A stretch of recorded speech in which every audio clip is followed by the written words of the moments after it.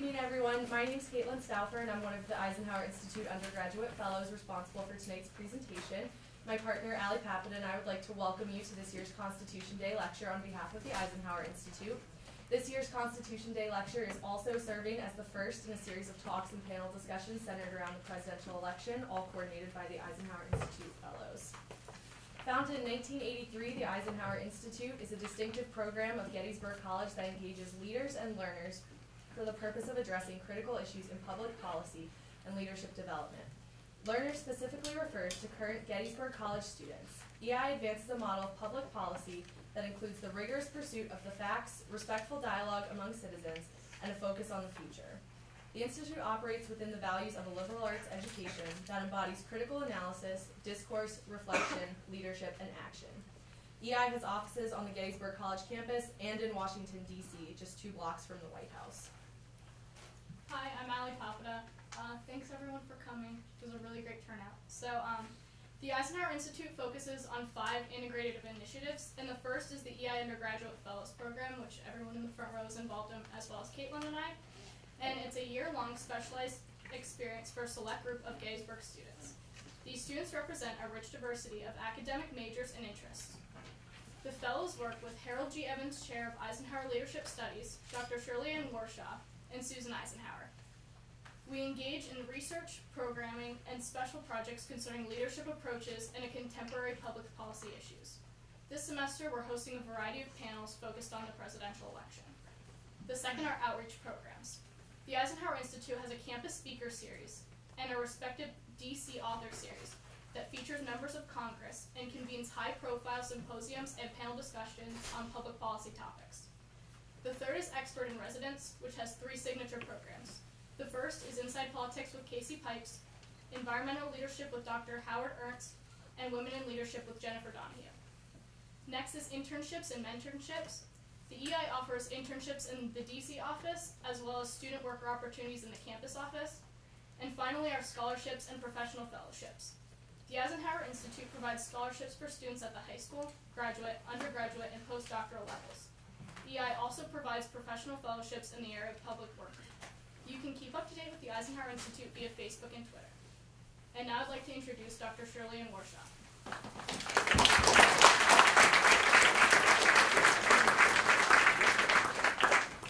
Good evening.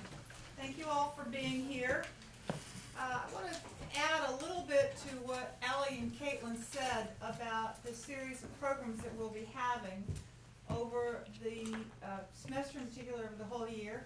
The Eisenhower Fellows, who are all sitting in the front row here and include Katelyn and Allie, are running a series of programs throughout the semester.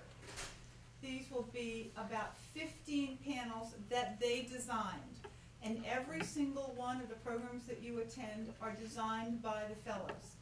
Allie and Katelyn came up with the program of doing one on gender, perhaps because they're women and they saw the importance of gender in the election. But they were tasked with developing this program and finding a speaker. Last year, Katelyn Stauffer was part of the Women in Leadership program with Jennifer Donahue, who you often see on the Chris Matthews show, for instance. So she's an analyst with MSNBC, CNN, and other news outlets. And as part of that program that Katelyn was involved in, and Kornblut very graciously invited them down to the Washington Post because she knew Jennifer Donahue. And it was that personal connection, how lucky are we for that Ann invited the Inside Politics group, Women in Leadership group, to come down, and they all met with Ann at the Washington Post, and Ann hosted an event for them. And Katelyn, who was had a wonderful time at that event, said, the one person I want to get up here is Ann Kornblut. So we are very, very happy that you agreed to come. Thank you very, very much. And I mention that because Ann is sitting here right now, and you probably can't tell, she is 7 months pregnant. All of our fellows have designed programs which I hope you will be coming to next week. On Tuesday, we have a program with our economics faculty that Brentis and Nick Justice put together. and it is a program on how the economy and the elections interact. And then next Thursday night in Cup 260, they put together another program involving Bloomberg News correspondent David Lynch. David Lynch was the economics correspondent for USA Today for many years and opened their London bureau and their Beijing bureau. He's a very distinguished correspondent, and we look forward to that. We have a whole series of programs that we'll be doing over the semester, all of which were developed, designed, and implemented by the EI Fellows. So kudos to you guys for doing all this. We thank you. And with that, let me say how happy we are to have this very, very distinguished journalist, Ann Kornblut, with us tonight. She is the deputy political editor at the Washington Post, where she's been for many years. She covers campaigns. Now, she's a little bit not out on the campaign trail right now for obvious reasons. But this is very unusual for Ann, because usually she's out there with the candidates, following those candidates, covering them and reporting on them for the Washington Post. She covered the 2000 election, but in 2008, 2002, 2007, 2008, she was actually out there all the time, all through the primaries, particularly with Hillary Clinton and Barack Obama. And as a result of that, she wrote a book, and let me make sure I have it right, Notes from the Cracked Ceiling. Notes from the Cracked Ceiling. And think about, what do you think the cracked ceiling is? So she's going to be talking a lot about this. One thing in talking to Ann, it's actually in here, that I think I was most impressed with, that you were an elf in Macy's Santaland before you became famous. Little did they know! So with that, I have the great honor of presenting a very, very distinguished journalist, Ann Kornblut. Thank you.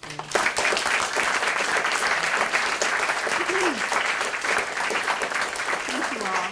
Now, can you all hear me okay if I talk like this? Okay. Let me know in the back if you have any trouble hearing me, and We can mic. and there is a mic here. I don't know how much it's going to help, but I think it's for the video. But in any case, thank you so much for having me here tonight. As Dr. Warshaw said, I've had the pleasure of having a couple of different classes come through, of women in leadership students come through the Washington Post in recent years. And I have to say, we have a lot of people who take tours, but the questions that come from your students and your peers here are by far the best. It's why we like having them come back. And so the minute I was invited to do this, I said yes, even though I thought, well, the timing could be a little iffy, but it turns out we're okay. This is my last journey outside Washington before the election and before this baby. So I really appreciate it. I want to thank Allie and Katelyn especially for all the hard work that went into putting this together, and also Jeffrey Blavitt of the Institute. You know, I'm not going to give you some big formal presentation or some big monologue. You, especially the students in the class, you get talked at all the time. I'm going to talk to you a little bit about some of my observations from the road in the last campaign in particular, when Hillary Clinton was a candidate, and I'm going to talk to you about some of what we're seeing in this campaign when it comes to gender. But what I'm really looking forward to are questions from you all. So as I'm talking, I hope you will write down questions or think of questions. It can be about women in politics, it could be about women in journalism, it could be about men in politics, which is all I ever covered before I covered Hillary Clinton. It could be about writing Air Force One, any kind of question you want. So that's my favorite part of coming to do this. So please have those in mind. But first, the ancient history that Dr. Warshaw mentioned. In order to tell you about the 2008 election that I covered in such great length, I have to start in 2006 because, of course, as you all know, presidential campaigns have no end, they have no beginning, they are eternal, and the 2008 campaign began really in 2006. I worked at that point for the New York Times, and my editors there decided that Hillary Clinton was not only going to run, which seemed fairly obvious, she was probably going to be the Democratic nominee, and probably going to be the president. So we should get on this story early. So I started covering her when she was not formally a candidate yet for president. In fact, she was only running for re-election to the Senate, and denied that she had any thoughts of the presidency, because of course she wanted the voters of New York to know how focused she was on only being their senator. So I followed her around for a year as she ran for Senate, and then again all through 2007 and all through 2008 up into the moment when she dropped out. We spent a lot of quality time together with her not telling me very much, but my getting to observe her in pretty great detail. I think the most interesting moment to remind you of from that campaign, there were many, but one that I would remind you of was her final departing speech. Some of you may remember it. She went to the Building Museum in Washington. I think it was June 7th, 2008. And on that same day, the U.S. had a woman, the 50th woman, orbiting space above Earth. And she said, if we can blast 50 women into space, we will someday launch a woman into the White House. Although we weren't able to shatter that highest, hardest glass ceiling this time, thanks to you, it's got about 18 million cracks in it, and the light is shining through like never before, filling us with the hope and the sure knowledge the path will be a little easier next time. And everybody there, it was a big crowd, all of her supporters, they were all exhausted. People cried. It was very emotional.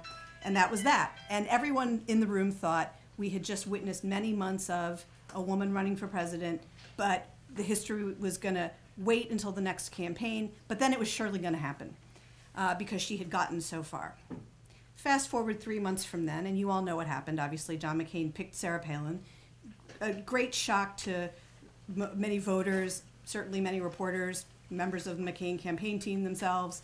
And there we all were, all the female reporters who had covered Hillary Clinton in particular, reunited on a plane to Alaska. And we started having the history conversation once again. Now, in journalism, as you have probably figured out, 3 of anything is a trend. But in 2008, we decided we could stop at 2. 2 is a trend. So 2 women on running for president, it must be the year of the woman. And so we started seeing headlines, year of the woman, year of the woman. And after the election was over, I looked back at a lot of these stories as I was getting together my notes for my book, and I thought, year of the woman, usually had an exclamation point with it. Why was this the year of the woman when they both ran and they both lost? And they lost in these pretty historic, but also in some cases horrifying ways. They endured a lot. They were made a lot of fun of. In Sarah Palin's case, she was the first vice presidential nominee in a very long time to actually do damage to a ticket. Usually it's kind of a neutral zero-sum game, but she actually brought the ticket down a couple of points. So my book is a little bit skeptical about the tone that was taken of the year of the woman, I have to say. And I didn't go as far as the publisher wanted. If you guys ever go to write books someday, you'll see they want you to take the extreme position. I wasn't comfortable doing that. I said, it wasn't, let's take away the exclamation point. Some things happened. But then 2010 rolled around, and all of my pessimistic instincts kicked in again because the midterm elections happened. Nancy Pelosi, who had been elected the first female House Speaker, her speakership obviously taken away when the Democrats lost, after being ridiculed a lot in that campaign. We saw a number of women who ran for office lose, and some of the women who ran were made a great deal of fun of, as you, I'm sure, remember. So 2010 was also called Year of the Woman, also not such a banner year for women. Then we started to gear up for the current campaign season.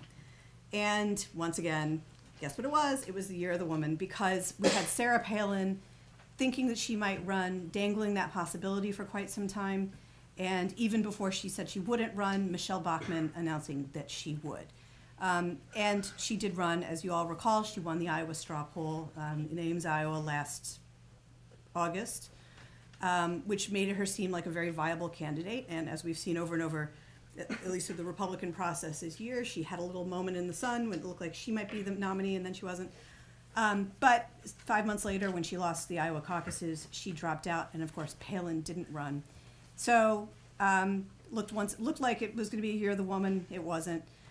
I think what's interesting, and the point I'm trying to make to you, is we keep seeing these election cycles when there's a great deal of promise or hope or people being invested in something new and different happening for women candidates, and it not happening. There was one year, 1992, which was the real year of the woman, when there were great strides made in Congress. The numbers got much larger than they had been, as you all know. But since then, it's more or less plateaued. As you know, it's about 17% now, nowhere near the half of the country that's women. And now, 4 years after Hillary Clinton's historic run, all of the hope and promise of her quote that day at the Building Museum, we don't have a woman on either ticket. As far as we can tell, Mitt Romney didn't seriously consider any women as his running mate. And for all the rumors that Barack Obama was going to jettison Joe Biden and bring Hillary in some kind of swap, that was never real, I can tell you. It would have been a great story. We would have been all for it, but it was never real.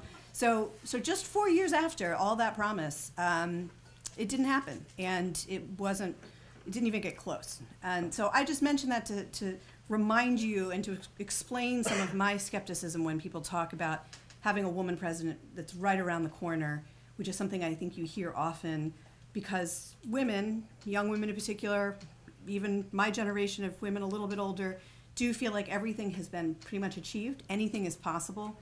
And I think it's healthy to look at the history and look at the recent history in particular with a little bit of a more jaded eye to ask why it hasn't happened and to not be so certain that it's right around the corner, even though it feels like it should be.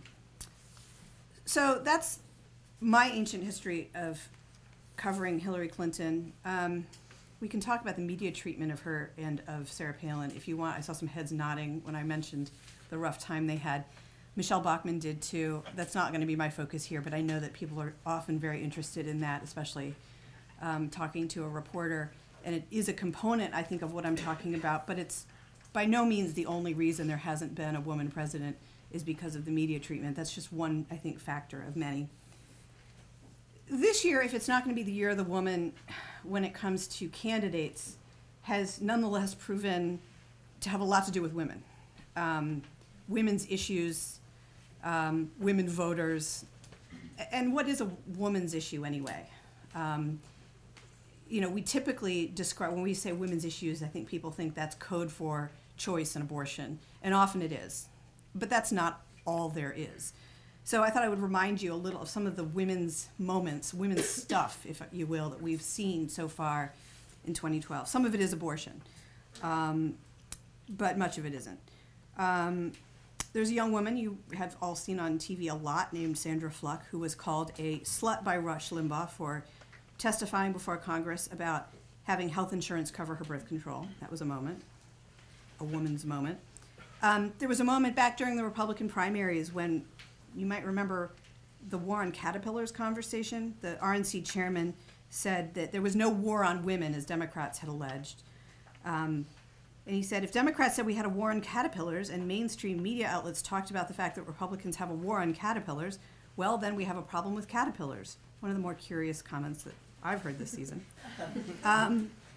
Hillary Rosen, the Democratic strategist, who said that Ann Romney had never worked a day in her life, which touched off a new round in the mommy wars. Then Ann Romney took to Twitter for the first time to say she had chosen to stay home and raise 5 boys, which she said, believe me, was hard work. Foster Friess, who was a wealthy donor of Rick Santorum's, who in an interview back during the primaries said about the contraception debate that back in his day they used Bayer aspirin for contraception. The gals put it between their knees and it wasn't that costly. That was a moment.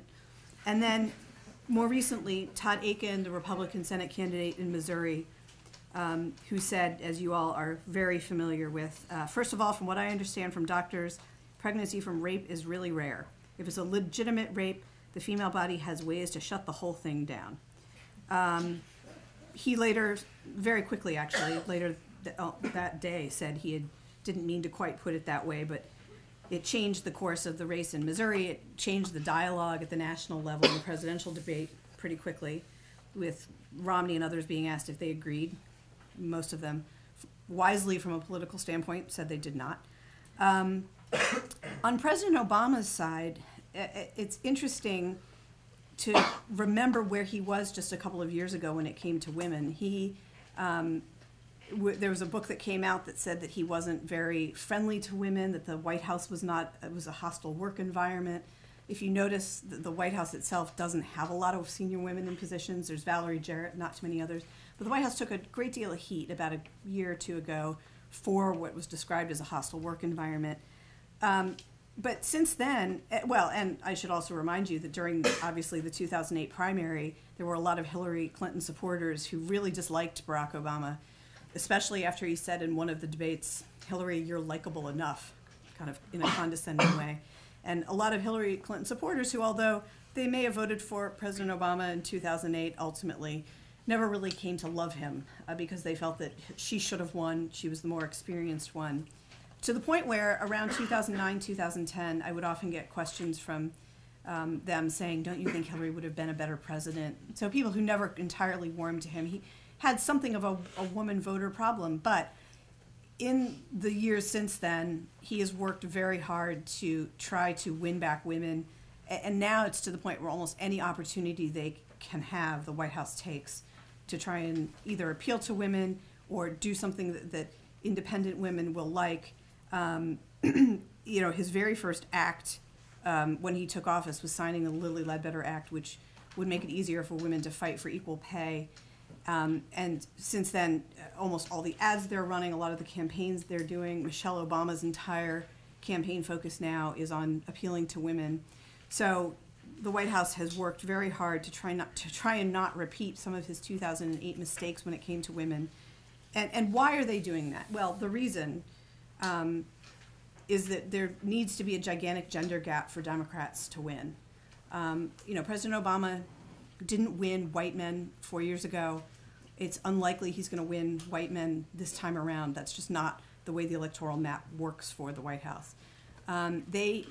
Democrats typically count on a gender gap to win, and really it's very hard for them to win without it.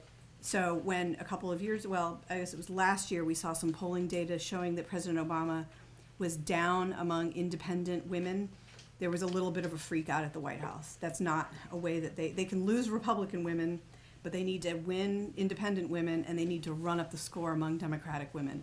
And so you've seen them focus on that very intensely, and with every misstep by the Republican Party, in their view, from throughout the primaries, every moment that we've had with Mitt Romney that they see as damaging, they have made the most of, down to President Obama, you know, weighing in on whether Augusta National should let women in.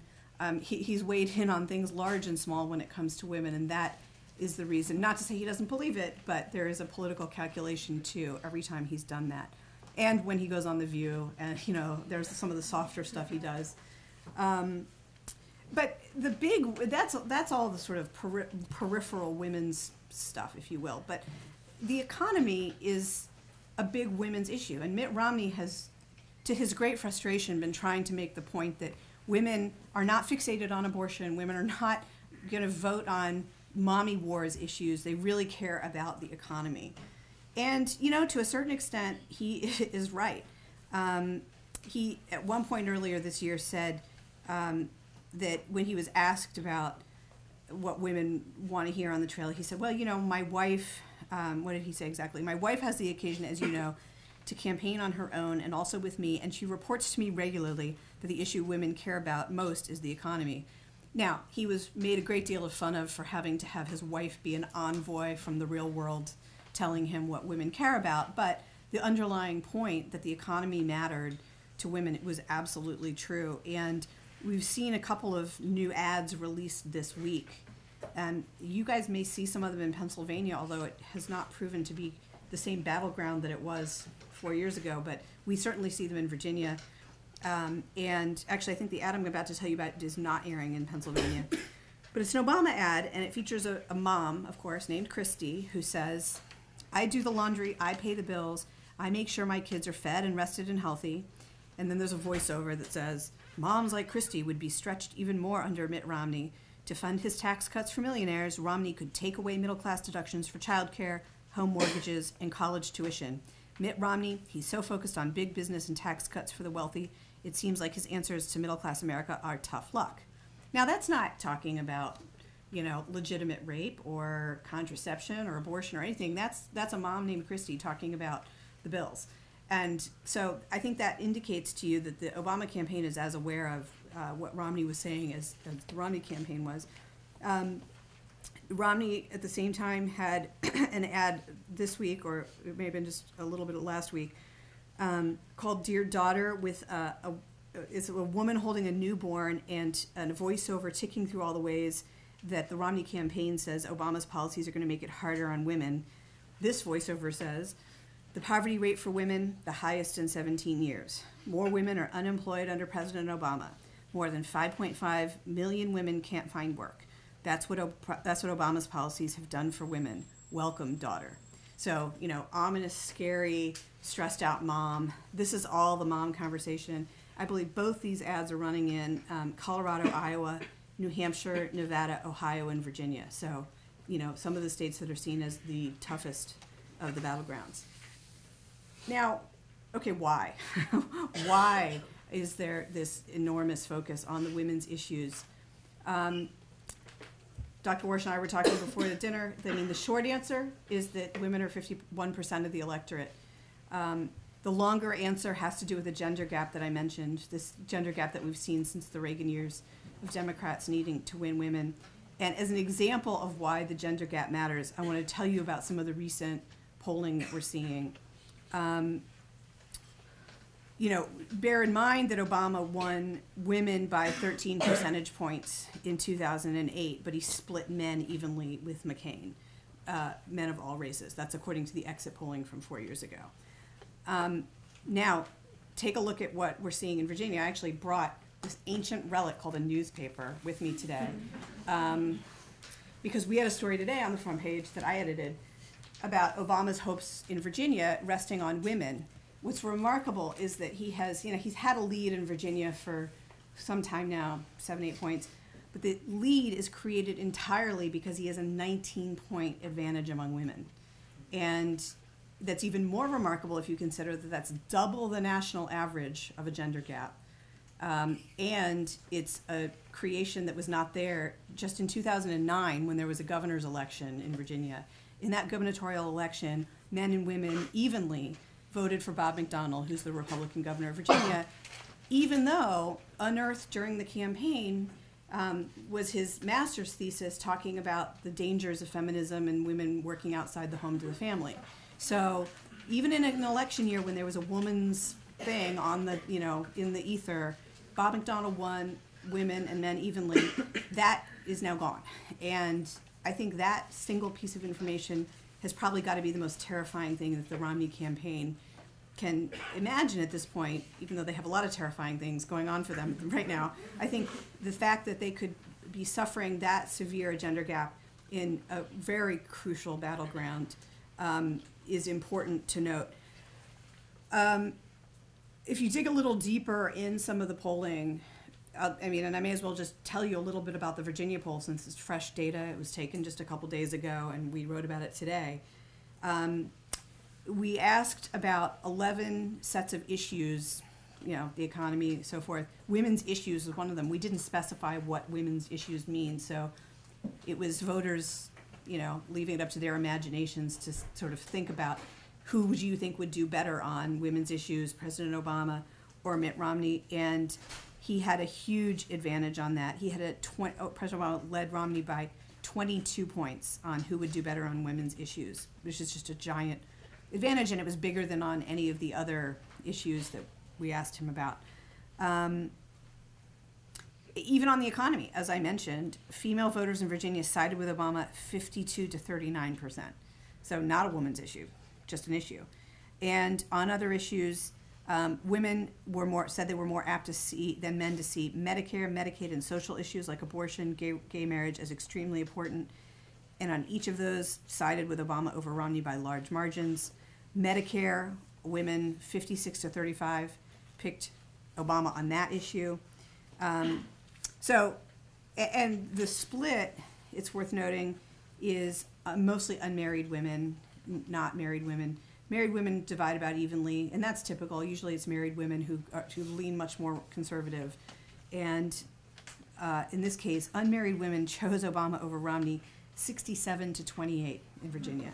So that, I don't even know what the Romney campaign does with numbers like that this close to an election to try and fix it.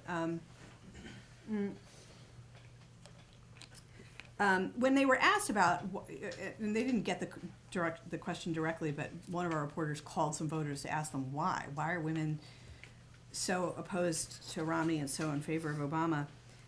Some of them talked about what happened in Virginia over the last couple of years, and one of the things that happened was the state legislature and the governor tried to enact legislation that would require women who want to get an abortion to have an ultrasound, an invasive ultrasound. So that's been sort of on people's minds.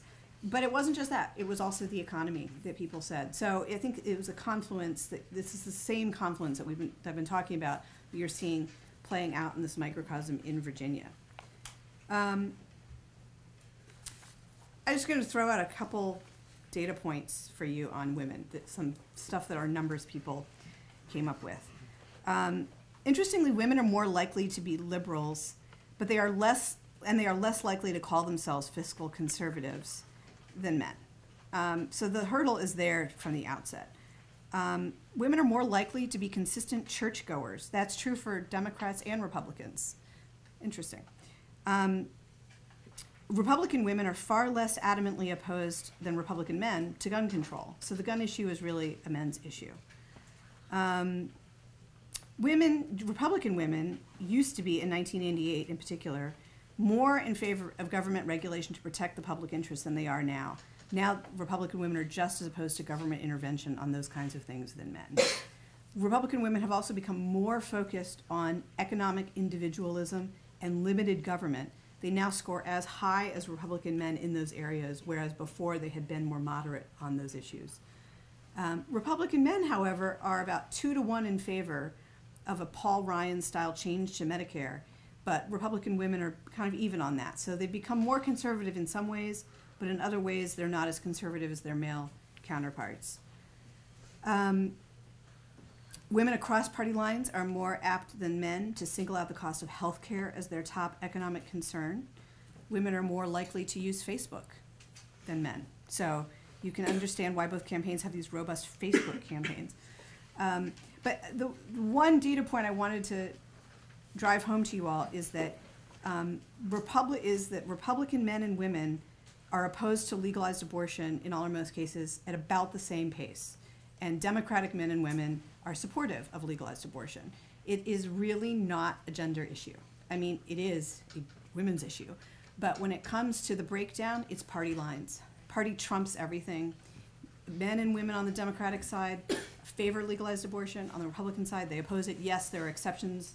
And certainly in a state like this, there are Catholic people who are Democrats, but those are exceptions. The rule is your party is going to help you decide how you stand on most issues. Gender almost never does. And that brings me to kind of my final big point to you, which is that we can talk about women and women's issues and women's voters, but increasingly in the electorate, and this goes back to at least 2000, but perhaps even further, and there are probably people here who are going to do smart academic research into it. Increasingly, the deciding factor is not gender, it's party affiliation. And if you're a Democrat and there's an appealing Republican woman on the other ticket, odds are you're still not going to vote for her. You're going to vote for somebody on the Democratic side because you're a Democrat. Same is true on the Republican side. And so that polarization that we've seen affect everything, every piece of legislation that tries to get passed, every aspect of the election, it's true for gender too. There is hope, of course, among academics and among optimists and advocates that somehow women could bridge this great gap and this nasty partisanship that has gripped the nation, but there's very little evidence that that's going to be the case. Biggest case in point probably being Nancy Pelosi, who's been as partisan as any man when it comes to being a House leader, and certainly no woman who's run has been able, so far anyway, to have much party crossover. Could that be different if Hillary Clinton ran in 2016? Maybe. She certainly has appealed to Republicans in the past. My own husband's grandmother changed party affiliations here in Pennsylvania. She lived in Lebanon, Pennsylvania, and she crossed over from being a Republican to a Democrat in 2008 just to vote for Hillary in the primary. So she might have that kind of appeal, but you know, so far it's all been promise without much of an actual deliverance on that promise. So we would have to wait and see. So far, I think women's issues, while important, are still taking a back seat to the bigger political picture, which is two parties that don't really speak to each other. So with that, I have no idea how long I've been talking, but with that, I hope I could open it up to as many questions as we can take. I can see people great, yeah, so if anyone wants. Raise your hands if you have questions, and maybe stand up, Andrew, so she can hear you a little better. Do you see any possibility of Condoleezza Rice running in the future? And what would you think of her chances if she were to? And can everyone hear the questions, or should I repeat them? Did you all hear that? Pretty much. Okay. So Condi Rice is a really fascinating figure, obviously. She's an incredibly smart person, national security advisor, secretary of state. I've had the pleasure of interviewing her quite a few times. I interviewed her for my book, and she now enjoys an incredible life out at Stanford. She's at the Hoover Institute out there, and she gets to go play golf. She's actually now going to be one of the 2 women admitted to Augusta. And she goes to a lot of football games. She's a huge football fan. She plays piano, and she ice skates, and she hangs out in her beautiful corner office. All of which is to say, I can't imagine why she would want to give up that lifestyle to run for office for the very first time in her life, which means having your whole background picked over.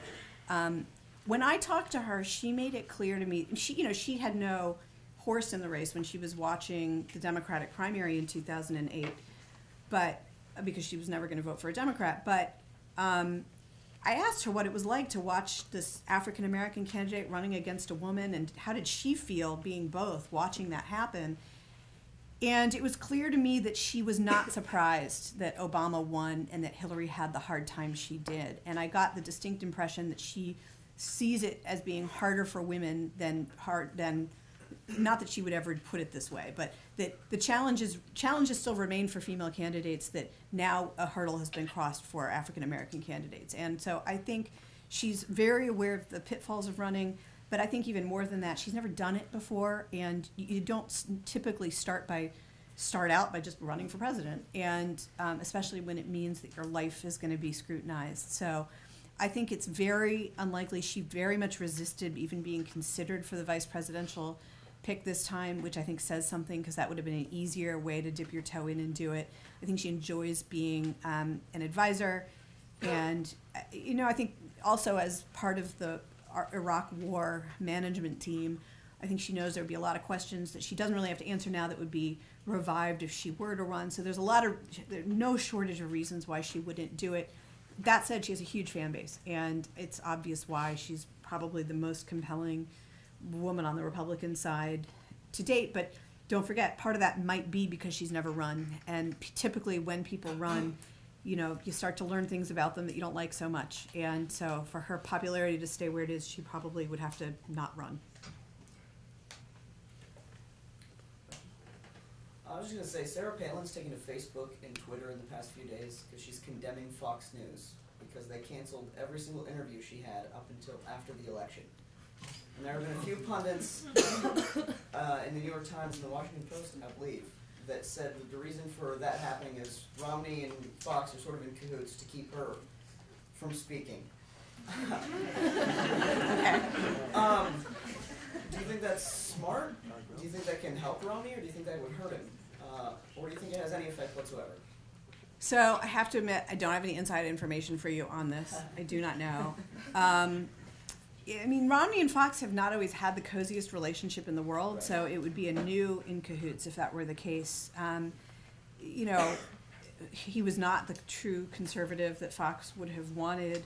There are some people who believe that Fox would prefer for President Obama to stay in office at the end of the day because he's better for ratings, quite frankly.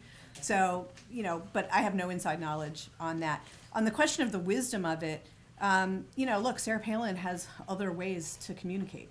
So if you're trying to shut her up in some fashion, I don't know that banning her from Fox News would actually do it.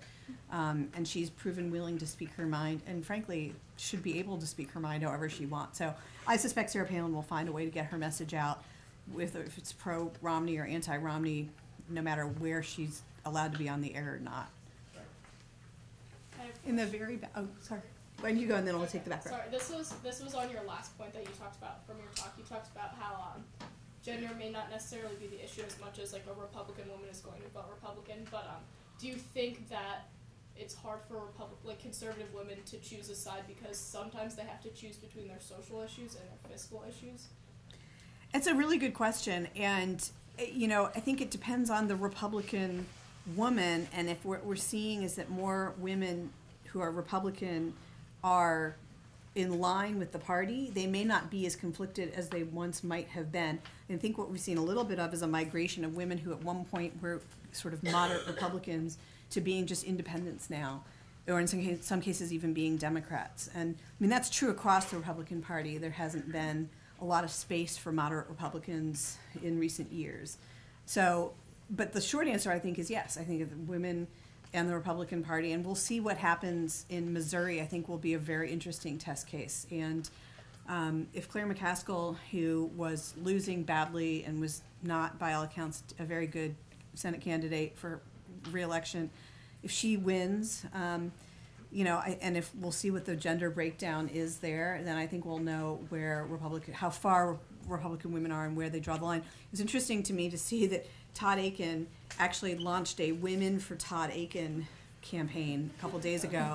So everybody in my office was like, who are they? And like clicking on the website to see. He had a rape victim who was in his defense. Anyway, even he felt the need to find a group of women who could, and had his wife talking a great deal to talk about, that even though you would think that would be a lost cause for him, he felt the need to do that. There was a woman in the back row in green. Yeah.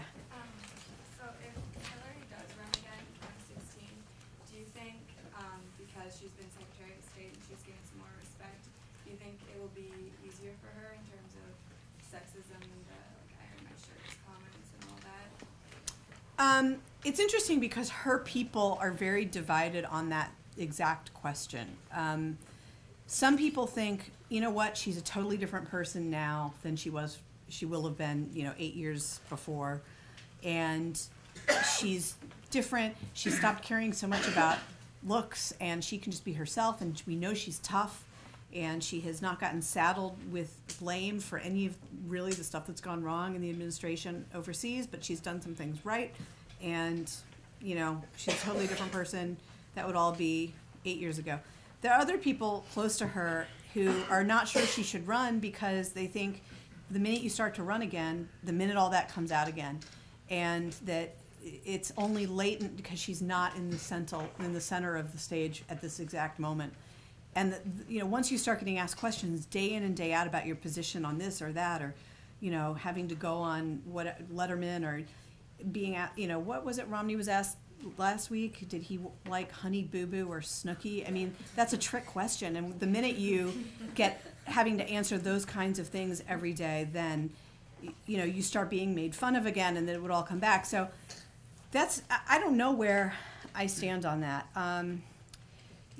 She's had 9 lives already and probably has 9 more in her, and so I wouldn't be at all surprised if she decided that despite the risks she would do it. But I would expect that some of it would come back, even though she's probably the most bipartisanly appealing person I can imagine right now on the Democratic side who could run in 2016.